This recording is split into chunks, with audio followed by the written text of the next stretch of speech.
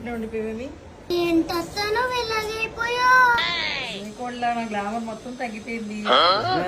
పాడైపోయాను చాలా. కానీ లోపలికి రండి. అమ్మయ్య మంచి టైంకి వచ్చిందిరా బాబు. రేపటి నుంచి పనులన్నీ చేయించేసుకోవచ్చు.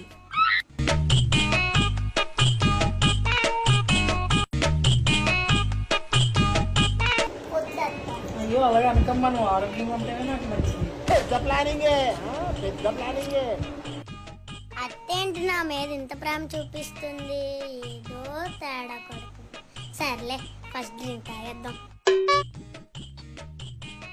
2 hours later.